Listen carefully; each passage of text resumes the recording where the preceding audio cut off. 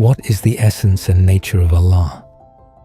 Allah is entirely unlike anything He has created, unlike their true realities, and unlike the relative impressions we form of them. And how could it be otherwise? Within this finite world, the human being thinks in finite terms, sees in finite measure, and hears within finite bounds. Consider, of everything that exists in this universe, a human perceives perhaps 5 in a million. The same holds for what he hears. A sound vibrating 40 times per second falls below his threshold of hearing. He cannot detect it. Equally, vibrations numbering in the thousands escape him entirely. His range of hearing, then, is hemmed in on both sides, and that range represents but a vanishingly small fraction of all that exists. His field of vision is no less narrow. For a being so confined in sight, so limited in hearing, so restricted in knowledge, to ask, why can't we see Allah? What does He look like? Is, God forbid, to ascribe to Him quantity and quality, to subject Him to the measurements of a mind that does not even know the full extent of its own ignorance. Who are you, and what do you truly know, that you presume to fully comprehend Allah? Allah is exalted beyond quantity and quality. He is far too sublime to be weighed against your deficient standards. Even if you were to travel at the speed of light for 1 trillion years, seeing universe upon universe stretched to the horizon, and then stacked all those universes one upon another, they would not amount to so much as a microscopic speck in relation to His existence. We have yet to fully know a single continent. Antarctica remains largely a mystery to us.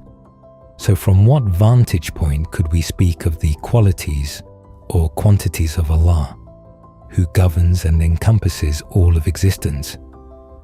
Allah, being Allah, is sanctified and transcendent even beyond the very concepts of quality and quantity. He lies beyond our every conception, beyond the beyond of all beyonds. The theologian, Mutakallim, says, whatever comes to your mind, Allah is other than that.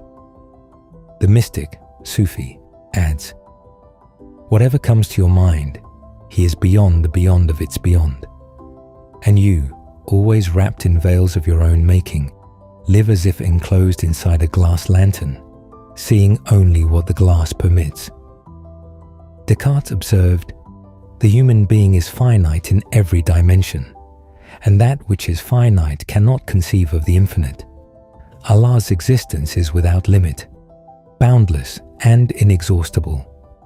Consequently, the finite mind of man cannot encompass Him.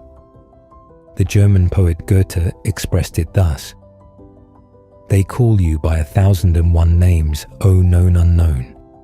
Yet even if I were to call upon you by thousands upon thousands of names, I could still not be said to have truly praised you, for you are beyond all description.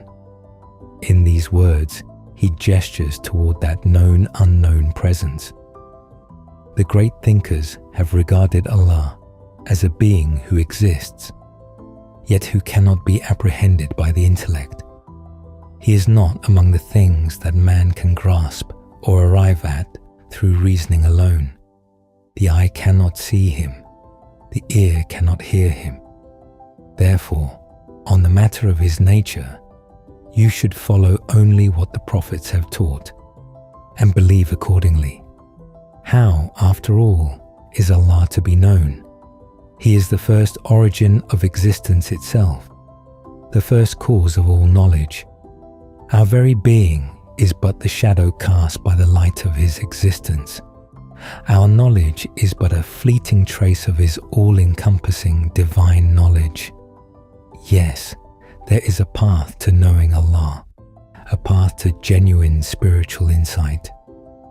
But that path is utterly unlike the path by which we come to know the things of this world. Those who have sought to know Him through the wrong path, who never broke the pride of their ego, who never tasted the inward experience of spiritual witnessing, are an unfortunate few who declare, in the name of science and philosophy, "I searched for Allah and could not find him." In this delusion, they only reveal the depth of their own straying. Allah is such that, whether through inward reflection, anfus, or outward contemplation, afakus, through the ascent of the heart and soul, he makes the necessity of his existence unmistakable. He makes himself felt in the very depths of our being. This conscience-born awareness, which lies at the root of all our knowledge, is stronger than all the limited knowledge, all the conscious reasoning, all the intellect and thought that we possess. And yet, more often than not, we grow heedless of our own inner being and this deep inward sense. And so we fall into error and go astray. The universe, in its entirety, is 1,000 tongues and 1,000 strings sounding this reminder.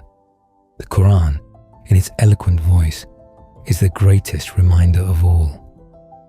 And our Prophet, peace be upon him, is its most perfect conveyor.